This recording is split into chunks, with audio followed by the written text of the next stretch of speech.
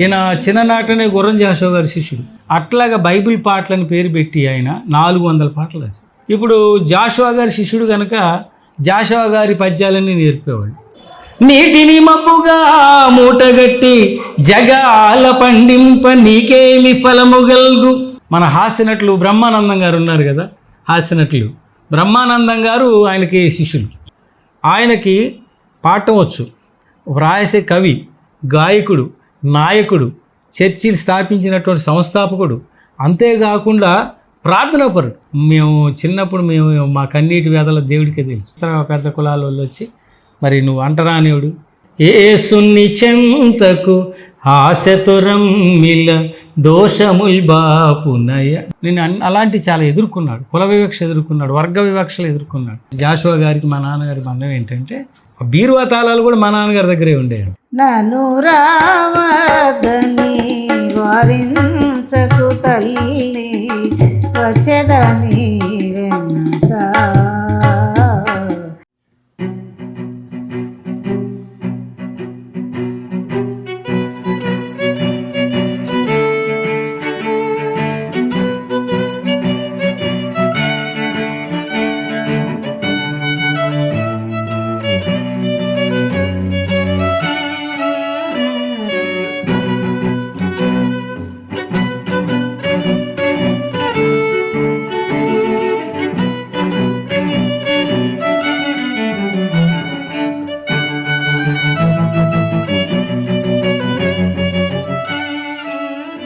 ప్రభు యేసుక్రీస్తు నామమునకు మహిమ ఘనత ప్రభావం కలుగునుగాక. ప్రభు నామమున మీ అందరికీ వందనాలండి.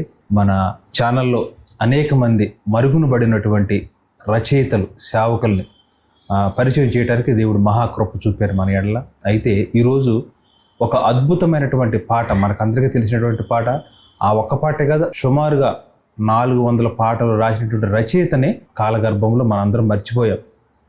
మనకందరికీ తెలిసినటువంటి పాట తరుణం ఇదే తరుణం ఇదే, పాపికి తరుణం ఇదే అనేటువంటి గొప్ప పాట రాసినటువంటి రచయిత వజ్రగిరి జోసెఫ్ గారు. మరి వారి యొక్క రక్షణ సాక్ష్యాన్ని, అలాగే వారి జీవిత చరిత్రని, వారి విశ్వాస జీవితాన్ని తెలుసుకోవడానికి మనం ఇక్కడికి వచ్చాం. అయితే ప్రస్తుతానికి వారు ప్రభువునందు ఉన్నారు, కానీ వారి కుమారుడు, వారి కుమార్తె గారు, వారి అల్లుడు గారు మనతో ఉన్నారు. వారు రాసినటువంటి అద్భుతమైన 400 పాటలండి. నిజంగా కొన్ని ఆంధ్ర క్రైస్తవ కీర్తనలు కొత్తగా చేసినటువంటి వాటిలో వారు రాసినటువంటి పాటలు ఉన్నాయి. ఇంకొక అద్భుతమైన విషయం ఏంటంటే వజ్రగిరి జోసెఫ్ గారు గుర్రం జాషువా గారికి శిష్యులు. ఈ విషయం మరి నాకు ఇక్కడికి వచ్చిన తర్వాత తెలిసింది.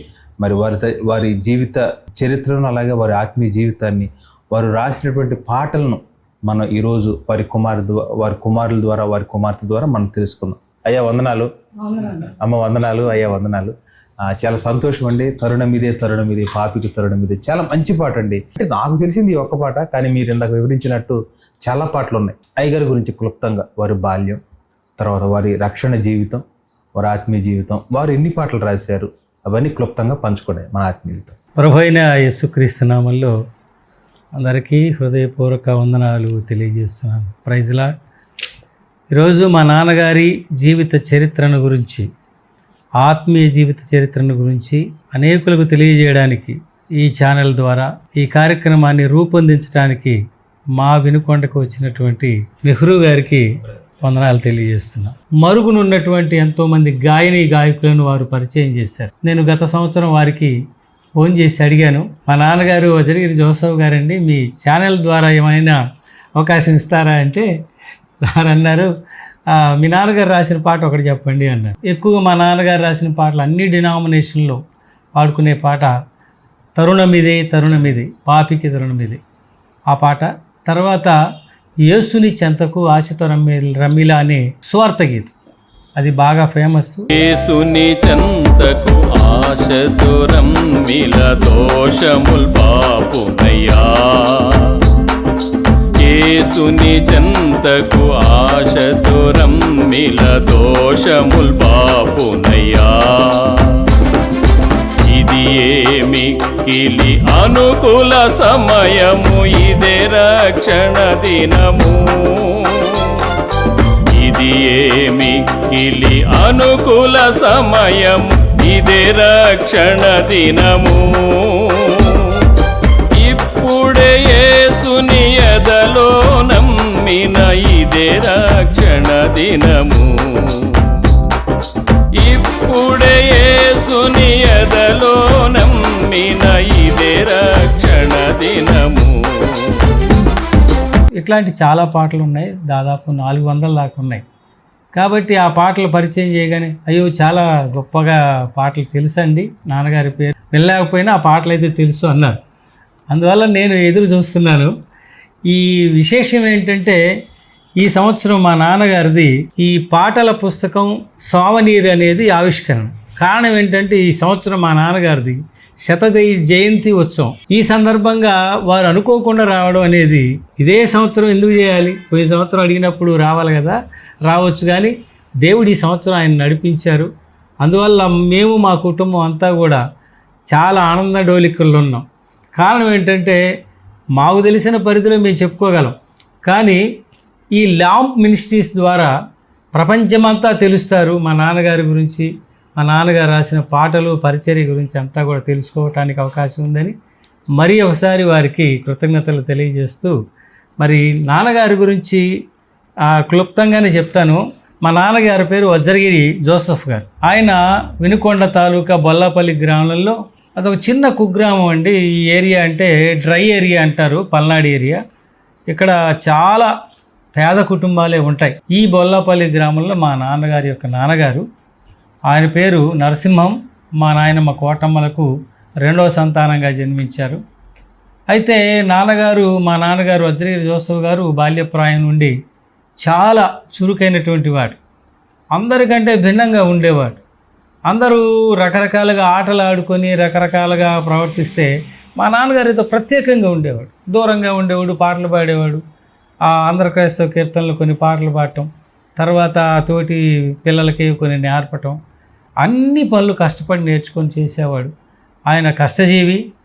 దేవుడు ఆయనకి ఒక వరంగా ఆయన గాత్రం కానీ ఆయనకున్న జ్ఞానం కానీ ఒక ప్రత్యేకతని తీసుకురావడానికి జరిగింది. తర్వాత ఆయన 5వ తరగతి వరకు చదువుకున్నారు. ఆ తర్వాత వివాహం చేసుకున్నారు. మా అమ్మగారు విమలమ్మ గారు, వారికి సమీప గ్రామం బొల్లాపల్లిలో ఉంటున్న సరికొండపాలెంలో ఉన్నటువంటి వారి కుటుంబం నుంచి మా అమ్మ మరి విమలమ్మ గారిని, ఒంగోలు విమలమ్మ గారిని చేసుకున్నారు. తర్వాత మేము 6 సంతానం జన్మించాం. పెళ్ళైన తర్వాత 8వ తరగతి వరకు చదువుకొని తర్వాత మద్రాసులో ఆయన మరి టీటీసీ పూర్తి చేసి ఇమ్మడి శెట్టివారిపాలెం అని బాపట్ల దగ్గర ఉన్నటువంటి ఆ గ్రామంలో టీచర్గా జాయిన్ అయ్యారు. ఆయన పట్టుదల చాలా పెద్దది. ఎందుకంటే ఆ నీతికి నిజాయితీకి పేరు అని చెప్పి మనం రాసుకుంటాం కాదు, అది నిజంగా జరిగేది ఆయన జీవితంలో. ఎందుకంటే ఆయన తప్పుడు లెక్కలు వేస్తే ఒప్పుకునేవాడు కాదు, ఆలస్యంగా వస్తే ఒప్పుకునేవాడు. పిల్లలైనా పెద్దలైనా, ఆఖరికి టీచర్స్ని కూడా దండించేవాడు.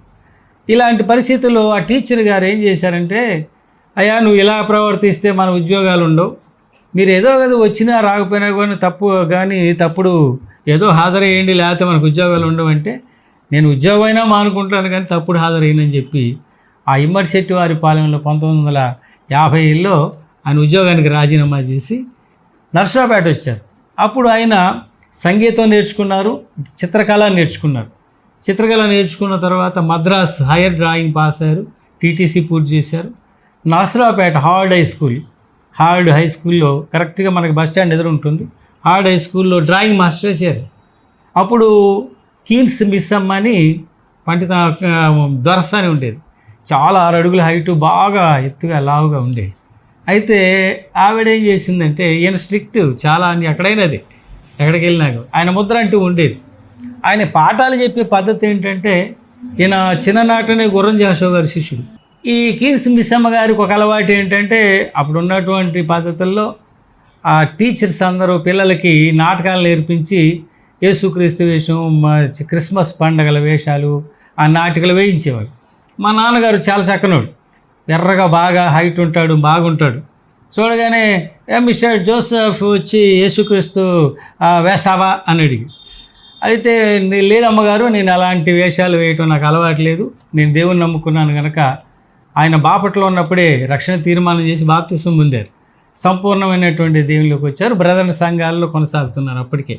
అయితే ఈవిడ ఈ మాట అడగగానే నేను చేయలేనని చెప్పి పదే అడిగింది. ఇక్కడ ఒక విశేషం ఏంటంటే ఆవిడ మాట కాదన్న వాళ్ళు ఎవరు అక్కడ ఉండరు. స్కూల్లో నుంచి బయటికి పంపించి అంత స్ట్రిక్ట్గా ఉండేది. చాలా ఎత్తు లావు ఉండేది కనుక చిన్నల్ని పెద్దల్ని అట్లా పట్టుకొని పక్కకు పడేసేది. అంత బలమైన ఆవిడేం చేసిందంటే, నువ్వు నా మాట కాదంటావా, నేనేది చెప్తే ఇక్కడ జరగాలి కానీ నువ్వు ఇక్కడికి వచ్చి నా సబార్డినేట్గా ఉండి నన్ను ఎదిరిస్తావని చెప్పి గట్టిగా మాట్లాడింది.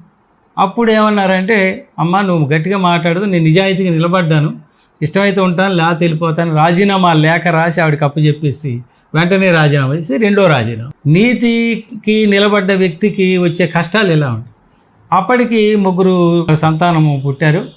నర్సాపేటలో మా నాయనమ్మ గారు వాళ్ళ సంతానంతో, మన తాతయ్య గారితో, వాళ్ళ అన్నదమ్ములు అందరు కలిసి ఉండేవాడు. ఇప్పుడు మా నాన్నగారు చాలా గొప్ప ఆర్టిస్ట్, ఆయన డ్రాయింగ్స్ చాలా వేశారు. అప్పుడు నర్సాపేటలో ఉన్నప్పుడు ఒక పూరింట్లో అద్దెకుంటే ఆ ఇల్లు అగ్ని ప్రమాదంలో తగలబడ్డప్పుడు చాలా బొమ్మలు అందులో కాలిపోయాయి.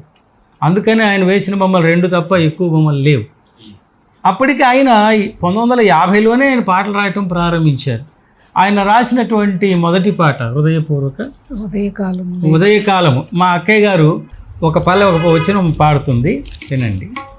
ఉదయకాలము లేచి పరమ దేవునిదలో వేడుమని, ఉదయకాలము లేచి పరమ దేవునిదలో వేడుమని, పొదువలేని మేలులదవు సదయుడగు మన యేసు నడిగిన, పొదువలేని మేలులదవు సదయుడగు మన యేసు అడుగుడే మీకిడుదు నన్న ఆనతోలున్నాయిగా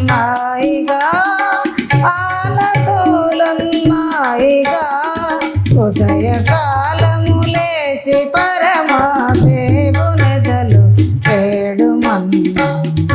ఈ పాట 50లో రాశారండి. ఆయన అప్పటికి పూర్తిగా రక్షణలోకి రాలా. ఆయన దేవుడు ఆయనకి ఇచ్చిన జ్ఞానంతో ఈ పాట రాసి పాడినప్పుడు ఆయన వెళ్ళే చర్చి వాళ్ళు కానీ అక్కడ చాలా సంతోషపడ్డారు. సిస్లా రాజశేఖరం గారని ఆయన నాన్నగారికి మిత్రులు, ఆయన నిలయ విద్వాంసులు, రేడియోలు, ఆల్ ఇండియా రేడియోలో వైలనిస్ట్. ఈయనకి సంగీతం నేర్పారు. ఆ జ్ఞానంతో ఆయన ఈ పాటలు రాశారు. అప్పుడు స్టార్ట్ అయింది సన్నివేశం, ఏది జరిగినా పాట రాసేవాళ్ళు. అయితే ఈ పాటలు ఎలా రాసేవాళ్ళు అంటే, బైబిల్ పదాలు తప్పకుండా అందులో ఉండాలి. బైబిల్ పాటలు అనే పేరు పెట్టాము దీనికి, పెట్టాడు ఆయన. దానికి కారణం ఏంటంటే బైబిల్లో ఉన్న అంశాలు తీసుకునే రాశారు. ఇప్పుడు ఈ పాటలు మీరు కానీ చూస్తే ప్రతి పాటకి రెఫరెన్స్ ఉంటాయి, ప్రతి పదానికి రెఫరెన్స్ ఉంటాయి. అంటే అన్నీ రాయలేకపోయాం. అట్లాగా బైబిల్ పాటలని పేరు పెట్టి ఆయన 400 పాటలు రాశారు. జీవితంలో ప్రతి అడుగు పాటేనండి. ప్రతి అడుగులో ఆయన రాసిన ప్రతి పాటలో కూడా ఆయన జీవితం ఉంటుంది. అయితే నాన్నగారు పోస్ట్కి ఎప్పుడైతే రాజీనామా చేశారో నర్సాపేట నుంచి మన సత్తెనపల్లి వచ్చారు. గుంటూరు జిల్లా సత్తెనపల్లికి వచ్చినప్పుడు సత్తెనపల్లిలో అక్కడ శరభయ్య గుప్తా హైందవ ఉన్నత పాఠశాల ఉంది, అది బాగా ఫేమస్. అప్పుడు మా నాన్నగారు డ్రాయింగ్ మాస్టర్గా చేరినప్పుడు ఎంతోమంది ఆయన దగ్గర శిక్షణ తీసుకునేవాళ్ళు. దానికి చాలా ముఖ్యమైన కారణం ఉండేది. పై అంతస్తులో ఆయనకు ఒక రూమ్ ఏర్పాటు చేశారు. అంటే మేము కూడా అక్కడ కూడా చదువుకున్నాను మా చిన్నతనంలోనే. ఆ పై రూమ్లో నాన్నగారు వేసిన బొమ్మలన్నీ చుట్టూ ప్రదర్శనలు పెట్టేవాళ్ళు. స్టూడెంట్స్ వచ్చి లోపలికి వస్తే వాళ్ళది ఒక లోకం. అందులో ఒక డ్రాయింగే కాకుండా సంగీతం, సాహిత్యం కూడా నేర్పేవాళ్ళు. ఇప్పుడు జాషువా గారి శిష్యుడు కనుక జాషువా గారి పద్యాలన్నీ నేర్పేవాళ్ళు. బీన్నీడి మోషే గారి శిష్యుడు కనుక బీన్నీడి మోషే గారి పద్యాలు నేర్పేవారు. ఆయన బీన్నీడి మోషే గారి కవిత్వం అంటే ఆయనకు ప్రాణం. అందుకని ఆయన రాసిన పద్యం, గొప్ప పద్యం ఒకటి ఉందండి. నిత్యమారని జ్యోతులు ఒత్తులాకసమున వెలిగింతు వేపాటి వెలలభించు, సృష్టించి ఈ జనము చుట్టు కావలి కాచుకుందువే, నీకేమి కూలిగిట్టు నీటిని మబ్బుగా మూటగట్టి జగాల పండింప నీకేమి ఫలముగల్గు.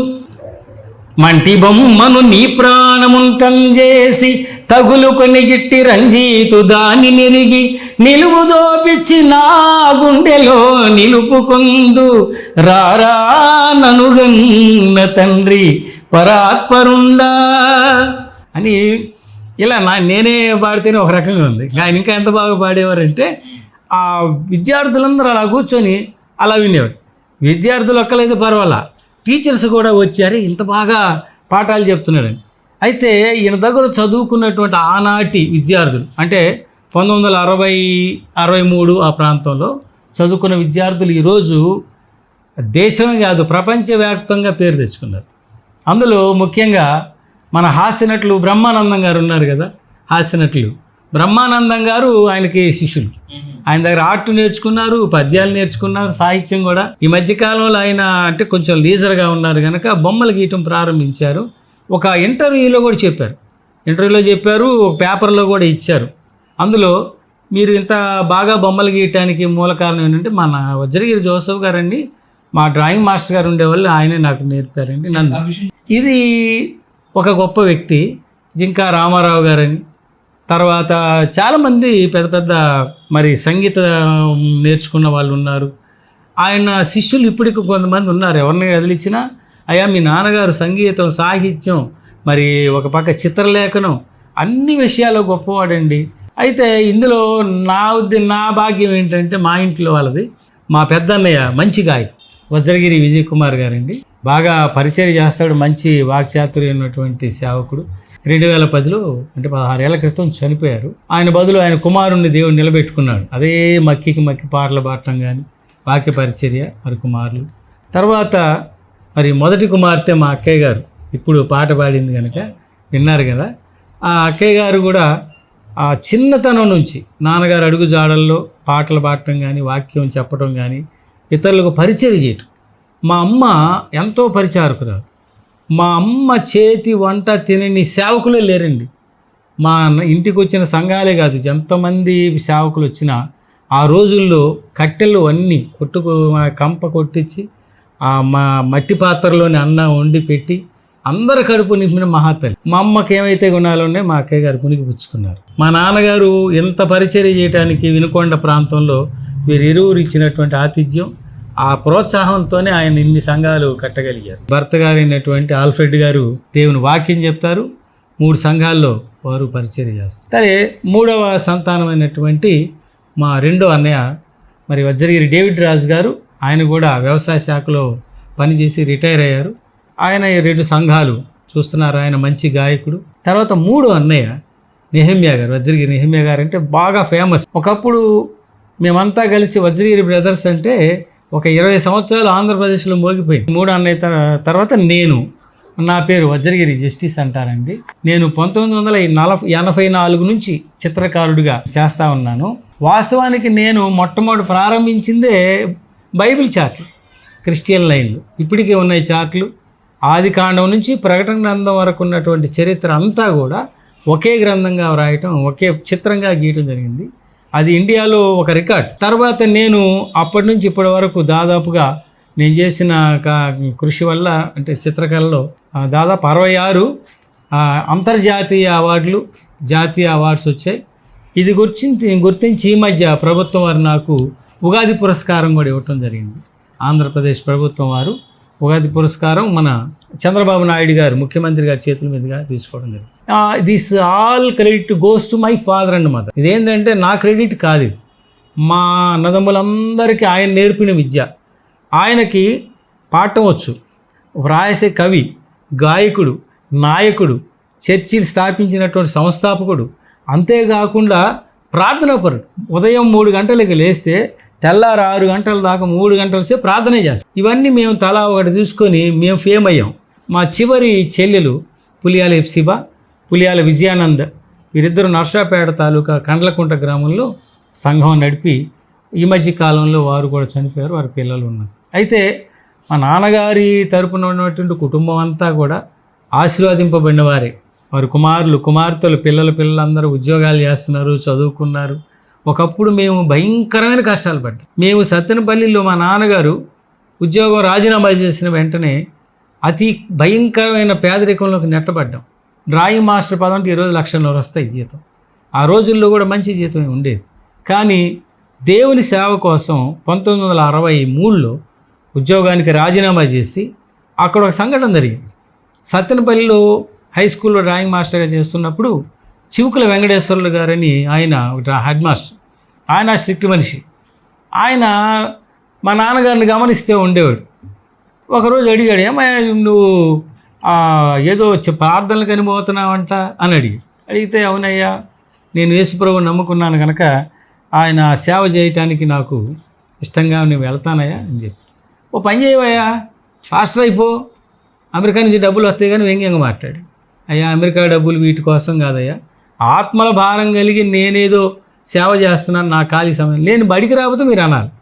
నేను స్కూల్కి సమయానికి వస్తున్నాను, పాఠాలు చెప్తున్నాను, అందరికీ నా గురించి మంచిగానే తెలుసు కదా అంటే, ఇట్లా కాదయ్యా ఉంటే ఇటన్నా ఉండు అట్టే ఉండు, 2 పడవల మీద కాళ్ళు వేయ వాక్యమని చెప్పి ఆయన ఇచ్చాడు. ఒకరోజు ఆయన మా నాన్నగారు పడుకొని ఆలోచిస్తూ ఉన్నప్పుడు ఆయన ఆలోచనలు ఏంటంటే, సామెతల గ్రంథం 21:11 నుంచి 11-12 వచ్చినారు. నాశన గోతికి ఈ సంగతి మీకు తెలియదు అనుకుని నీవు అనుకునే హృదయంలో శోధించేవాడు నీ మాటను గ్రహించును కదా అనే వాక్యం ఏంటంటే, ఆయన మనసులో పదే పడతాం. ఎందుకు ఇలా జరుగుతుంది? మనం ఉద్యోగం చేయాలా, దేవుని సేవ చేయాలా, మరి పిల్లలు ఉన్నారుగా ఎలా పోషించాలి అనే ఆలోచన వచ్చి లాభం లేదనుకొని ఆ ఒత్తిడికి తట్టుకోలేక ఆ రాత్రి అమ్మకి చెప్పి పొద్దున్నే వెళ్ళి రాజీనామా చేసి, అందరూ అన్నారు, అరే ఇంతమంది పిల్లల్ని పెట్టుకొని పిచ్చోడు మెంటలు వచ్చేసింది, ఎందుకు పనికి రాకుండా అయిపోతావు, పిల్లలు అడుక్కునే స్థితికి దిగజారిపోతారేమో అని అంటే, ఏం పర్వాలేదు నా దేవుడు నన్ను పోషిస్తాను, నన్ను పిలిచాడు కదా, పిలిచిన నన్ను ఎందుకు పోషించాడు అనే ఉద్దేశంతో నాన్న రాజీనామా చేశాడు. చేసిన తర్వాత అక్కడి నుంచి కష్టాలు స్టార్ట్ అయ్యాయి. మరి అద్దెలు కట్టుకోవాలి, అద్దెంట్లో ఉంటున్నాం. ఎవరో 10 రూపాయలు 10 తల ఎంతో సాయం చేస్తుండేవాళ్ళు. పండగ రోజుల్లో కూడా పక్కింట్లో భోజనం చేయాల్సిన పరిస్థితి, బట్టలు లేవు. మేము చిన్నప్పుడు మా కన్నీటి వేదల దేవుడికే తెలుసు. కానీ నాన్న ప్రార్థన చేసి ఏదో ఒక రోజు మనల్ని కనుకరిస్తాడు అని.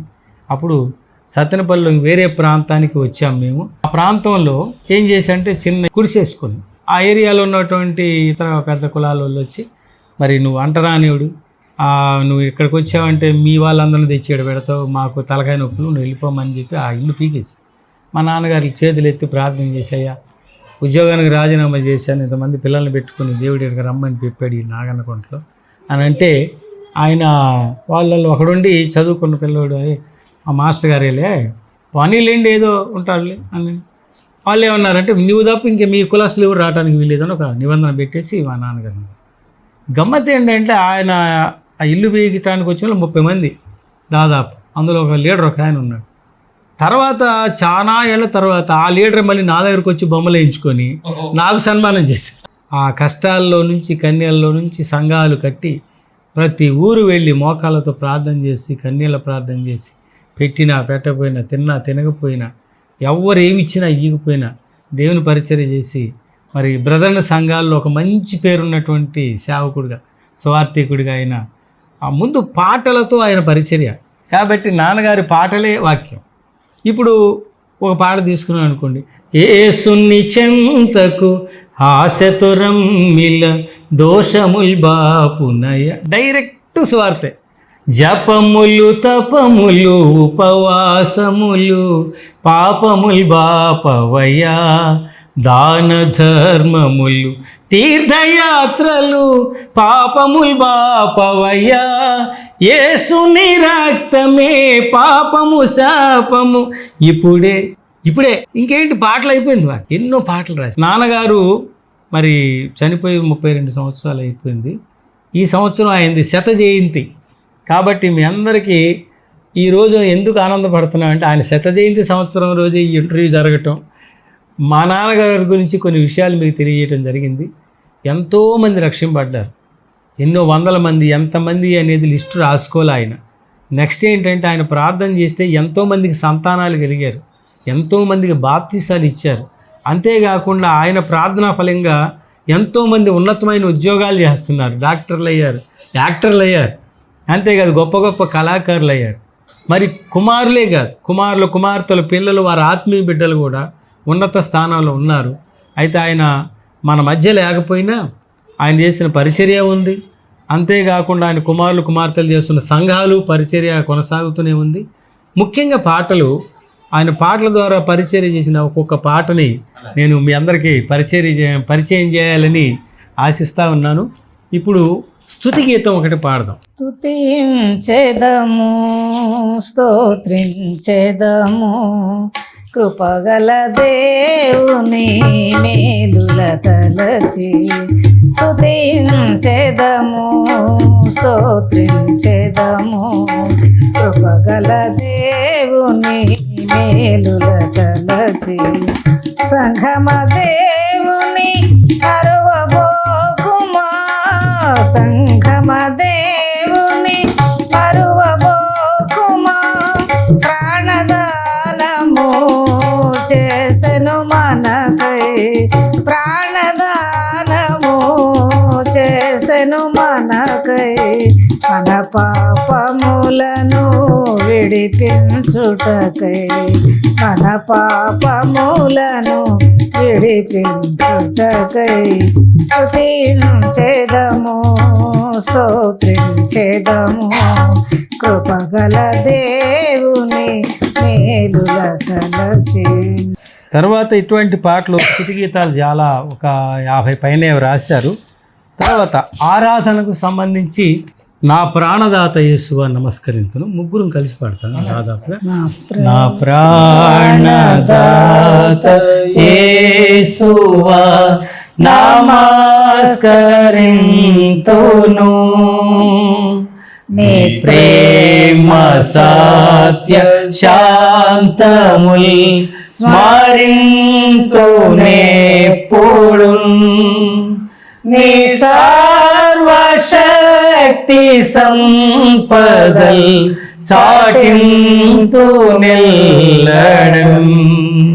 నీ సర్వశక్తి సంపదల్ చాటింతు నెల్లడం.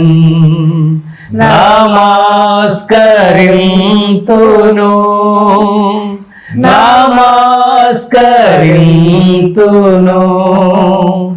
ఓ ప్రేమ సత్య రూపుడా నమస్కరింతును, నమస్కరింతును. ఇంకా తర్వాత అండి అర్పణలు. అంటే మనం అర్పణలు అనగానే మనకు ఫస్ట్ పాట ఏం పాట మనకు గుర్తు? నీ ధనము నీ ఘనము ప్రభు యేసుదే అనే పాట రొటీన్గా.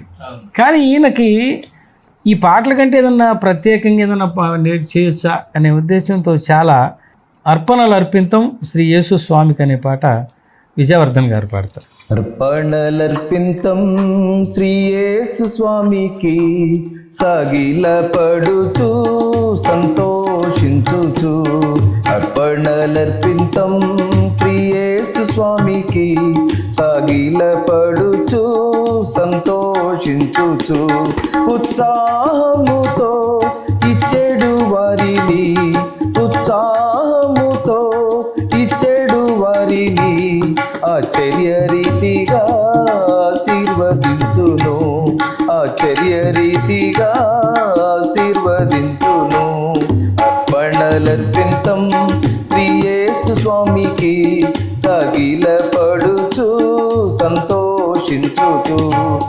ఇక్కడ మీరు ఇందాక ఒక మాట అన్నారు, నాన్నగారు ఎంత శ్రమలు పడ్డారు, వాటి గురించి మీకేమన్నా ఐడియా ఉందంటే అసలు ఆయన పడ్డదే శ్రమల్లో కొలిమిలో నుంచి బయటకు వచ్చాడు. ఆయన చిన్నతనం నుంచి కష్టాలు పడింది కాక ఉద్యోగంలో కష్టాలే. తర్వాత ఇంకో ఘోరమైన విషయం ఏంటంటే ఎవరినైతే నమ్ముకొని సేవకు వచ్చి వాళ్ళతో పాటు తిరిగాడు వాళ్ళే మోసం చేస్తారు. నేను అలాంటి చాలా ఎదుర్కొన్నాడు, కుల వివక్ష ఎదుర్కొన్నాడు, వర్గ వివక్షలు ఎదుర్కొన్నాడు. అప్పుడు నాన్నగారు రాసినటువంటి పాట ఏంటంటే, శ్రమలు లేని జీవితమును కోరుకొనకము సోదర. అక్కయ్య గారు, శ్రమలు లేని జీవితమును కోరుకొనకుము సోదరా, శ్రమలు లేని జీవితమును కోరుకొనకుము సోదరి. శ్రమలు లేని జీవితములో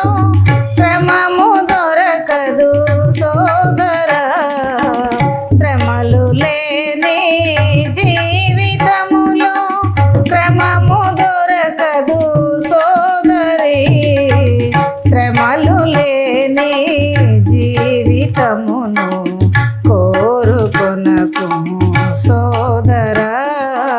ప్రభు యేసు ప్రార్థనయే, ప్రార్థన గురించినటువంటి మంచి పాట. ప్రభు యేసు ప్రార్థనయే బహు మంచి పునాదిలే. ప్రభు యేసు ప్రార్థనయే బహు మంచి పునాదిలే. పగలంత బోధించన్, పగలంత బోధించన్, రాత్రంత ప్రార్థించన్. ప్రభు యేసు ప్రార్థనయే బహు మంచి పునాదిలే. వాస్తవానికి ఈయన రాసిన 400 పాటల్లో 26 సూచికలు ఉన్నాయి. 26 రకాలు వైవిధ్యంతో కొన్ని సిలువనెత్తుకొని వెంబడించే పాట. సిలువనెత్తుకొని వెంబడించు అని అంటే పాట ద్వారా అనుకోండి సూటిగా వెళ్ళిపోతుంది, పాట సూటిగా వెళ్ళిపోతుంది. అందుకని ఆయన ఈ పాట రాశారు. నా సిలువను నేనెత్తుకొని నిన్ను వెంబడింతును, కాలుష్యముల్ హరించు సిలువ మోసిన యేసు ప్రభు, మోసిన యేసు ప్రభు. బ్రదర్, మరి నాన్నగారు వజ్రగిరి జోసెఫ్ గారు గుర్రం జాషువా గారికి శిష్యులు. వాళ్ళ మధ్య ఉన్న సంబంధం మీకు అని చెప్పేవారా నాన్నగారు? ఏదైనా కొన్ని సందర్భాలు చెప్పండి. మా నాన్నగారు వజ్రగిరి జోసఫ్ గారు అంటే ఆయన వజ్రాలు కానీ అనేవారు. పుట్టినప్పుడు చిన్నప్పుడు ఆయన పేరు ఏంటంటే బాలయ్య. కొంతమంది మమ్మల్ని వజ్రగిరి అనేవాడు, నిజంగా వజ్రాలే.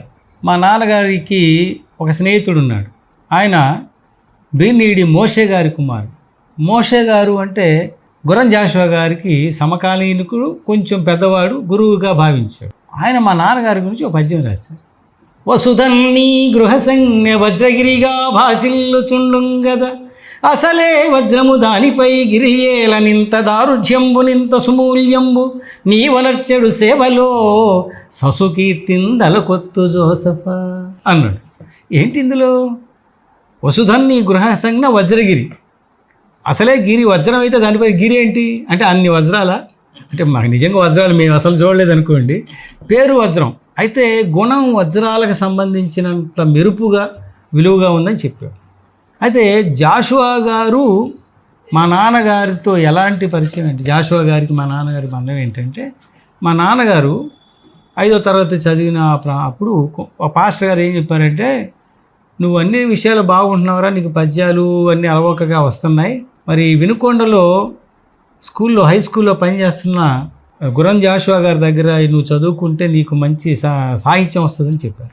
అప్పుడు మా నాన్నగారు కొన్నాళ్ళు వాళ్ళ ఇంట్లోనే ఉండి పరిచర్య చేస్తూ అన్నీ ఏది కావాలంటే అది. మా నాన్న బాలయ్య అనేవాడు, అరే బాలిగా అనేవాడు, అరే బాలిగా కూరగాయలు అని కూరగాయలు తెచ్చి. బీరువా తాళాలు కూడా మా నాన్నగారి దగ్గరే ఉండేయంట. అందుకని మా నాన్నగారికి ఆయన దగ్గర ఆ శిష్యరికం ఆయన కుదిరింది. తర్వాత ఆయన దగ్గర ఉన్నటువంటి పద్యాలు అవన్నీ నేర్చుకొని మాకు చెప్పేవాడు. మా నాన్నగారు నాకు ఎక్కువ పద్యం చెప్పినటువంటిది గుర్రం జాషువా గారు రాసినటువంటి గబ్బిలం కాదు. తిల్లిక నారిపి దయ్యపు బిల్లవలి తిరుగు దబిసి పిట్ట నరయగా బల్లవితమన్య నాయన నాతని ఇల్లంబున క్రొత్త యుహాంకురములు అని ఒక మాదిగవాణి యొక్క జీవితాన్ని గురించి చెప్తే ఆ చరిత్ర మొత్తం నేను చదువుకొని నేను ఆ బొమ్మ గీయటం జరిగింది. దానికి నాకు నేషనల్ లెవెల్ రవివర్మ అవార్డు వచ్చింది, నేషనల్ అవార్డు వచ్చింది. అంటే నాన్నగారు ఆయన దగ్గర నేర్చుకునేవో మాకు నేర్పారు. ఆ పద్యాలు ఆయన చేసినటువంటి, మనకి జాషువా గారి గురించి చెప్పాల్సిన పని లేదు. ఆయన ప్రపంచంలోనే గొప్ప పేరున్నటువంటి మేధావి అయినటువంటి రచయిత.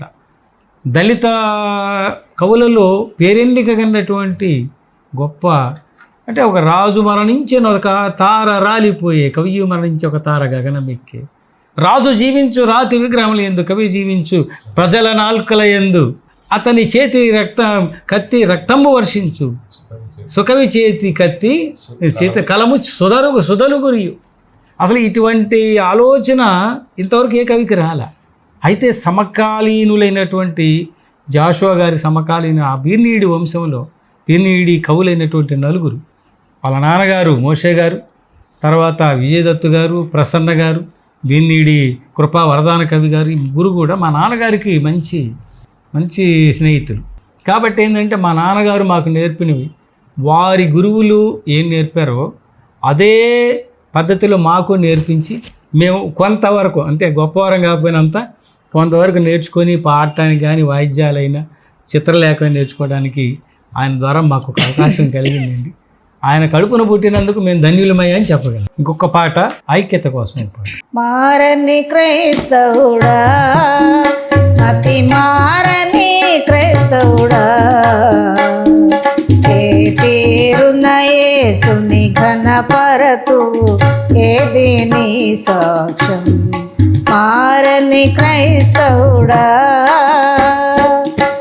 అసలు ఈ ఉదయకాల ధ్యాన గీతంలో అద్భుతమైన గీతం నువ్వు పాడు, అక్కయ్య గారు పాడతారు. మరువను దేవా మా యేసు ప్రభువా, వేకువనే నిన్ను వెదకెద దేవా, వేకువనే నిన్ను వెదకెద దేవా, మరువను దేవా మా యేసు ప్రభువా. మహోన్నతుడా మారని దేవా, మహోన్నతుడా మారని దేవా, ఎన్నటికి నన్ను విడువానంటివి, ఎన్నటికి నన్ను విడువానంటివి, మరువను దేవా మా యేసు ప్రభువా. ఇప్పటి వరకు మనం నాన్నగారు రాసినటువంటి రకరకాలైన విన్నాం. అయితే బాగా హత్తుకుపోయేలాగా రూతు తన అత్తగారిని ఎలాగా హత్తుకుపోయిందో అలాగా ఒక పాట రాశాను. ఈ పాట ఎక్కడ పాడినా ఫస్ట్ ప్రైజ్ గ్యారెంటీ. నేను చాలా చోట్ల ఈ పాటలకి జడ్జిమెంట్ కూర్చుంటే ఈ పాట పాడేవాడు. చాలా సింపుల్ గా ఉంటుంది, కానీ చాలా అర్థవంతంగా హత్తుకుపోయేలాగా ఉంటుంది. నన్ను రావద్దని వారించకు తల్లి, వచ్చేదని వెంట నివసింతును నీంట, నీ జనమే నా జనము, నీ దేవుడే నా దేవుడు, నీ జనమే నా జనము, నీ దేవుడే నా దేవుడు, నీ మృతి చోటే నా మృతి చోటు, నీ మృతి చోటే నా మృతి చోటు, అచటనే పాతుట కోరెదను, అచటనే పాతుట కోరెదను, నన్ను రావద్దని వారించకు తల్లి, వచ్చేదని వెంట నివసింతును నీంట. ఎలిజబెత్ కూడా ఒక పాట పాడింది. మరియమ్మ తల్లిగా మారినప్పుడు తన గర్భంలో పరిశుద్ధాత్ముడు ప్రవేశించాక గబ్రియేలు దూత చెప్తాడు, మీ బంధువురాలైన ఎలిజబెత్ను ఒకసారి దర్శించంటే పరుగు పరుగున అక్కడికి వెళ్ళి ఆ ఎలిజబెత్ను చూడటానికి వెళ్ళగానే ఫస్ట్ వందనాలు. ఈ వందనాలకు ఉన్నటువంటి గొప్ప విశేషం, మనం ప్రైజ్లు ఆడడం తప్పని కాదు, కానీ తెలుగు భాషలో వందనాలకు చాలా ప్రాముఖ్యం. అందుకని నీ వందన వచనం ఎంతో మధురం, కడుపులో శిశువు గంతులు వేసి. బైబిల్లో వందనాలు అనే పదం చాలాసార్లు. ఈ పదం తీసుకొని నాన్నగారు నీ వందన వచనం ఎంతో మధురం, కడుపులో శిశువు గంతులు వేసిందని చెప్పడం కోసం ఎలిజబెతుకి ఓ పాట. ఈ పాట నన్ను చూడవచ్చితివా నా భాగ్యమా అని ఒక బిరుదుని మరియమ్మ తల్లికి తగిలించి తనకున్న ఆనందాన్ని ఎలా పంచిందో ఈ పాటలు నాన్నగారు రాసి. నన్ను చూడవచ్చితివ నా భాగ్యమా, స్త్రీలలో నీవెంతో దీవింపబడినావు, నన్ను చూడవచ్చితివ నా భాగ్యమా, జగతికి తల్లి కనకపు వల్లి, జగతికి తల్లి కనకపు వల్లి, నా ప్రభు తల్లి నన్ను చూడనే వచ్చే నా ప్రభువు తల్లి నన్ను చూడనే వచ్చే నన్ను చూడవచ్చితివ నా భాగ్యమా నీ వందన వచనం ఎంతో మధురం వందన వచనం ఎంతో మధురం కడుపులో శిశువు గంతులు వేసెను కడుపులో శిశువు గంతులు వేసెను నన్ను చూడవచ్చితివ నా భాగ్యమా స్త్రీలలో నీవెంతో దీవింపబడినావు నన్ను చూడవచ్చితివ నా భాగ్యమా సరే అయ్యా, చాలా సంతోషం. నాన్నగారి గురించి ఎన్నో విషయాలు చెప్పారు. అయితే ఇప్పుడు మీరు పాడిన పాట, మాకు వినిపించిన పాటలన్నీ కూడా అంటే ఈ చుట్టుపక్కల ప్రాంతాలు తెలిసేమో కానీ అంటే మారుమూల ప్రాంతాలకైతే తెలియదు. అయితే మాకు అందరికి తెలిసినటువంటి పాట, మాకే కాదు తెలుగు వారు ఎక్కడుంటే వాళ్ళందరికీ తెలిసినటువంటి పాట తరుణమిదే తరుణమిదే పాపికి తరుణమిదే. అది మీరందరూ కలిసి పాడితే. వజ్రగిరి జోసఫ్ గారు రచించినటువంటి గీతాల్లో ఆనిముత్యం లాంటి గీతం తరుణమిది తరుణమిది. ఈ పాట అందరం కలిసి పాడతాం. తరుణమిదే తరుణమిదే పాపికి తరుణమిదే పరలోకము చేరుటకు ఆ నరకము తప్పుటకు పరలోకము చేరుటకు ఆ నరకము తప్పుటకు తరుణమిదే తరుణమిదే పాపికి తరుణమిదే నీ ఆయువు ఆలోచించుము నీ బ్రతుకును ఆలోచించుము నీ ఆయువు ఆలోచించుము నీ బ్రతుకును ఆలోచించుము నీ పాప ఫలితమెప్పుడు బహు భయంకర నరకమయ్యా నీ పాప ఫలితమెప్పుడు బహు భయంకర నరకమయ్యా తరుణమిదే తరుణమిదే పాపికి తరుణమిదే నీ దేవుని సన్నిధిలో కనబడుటకు సిద్ధపడుమా నీ దేవుని సన్నిధిలో కనబడుటకు సిద్ధపడుమా నేడే రక్షణ దినము లోక కీడును విడచిరము నేడే రక్షణ దినము లోక కీడును విడచిరము తరుణమిదే తరుణమిదే పాపికి తరుణమిదే పరలోకము చేరుటకు ఆ నరకము తప్పుటకు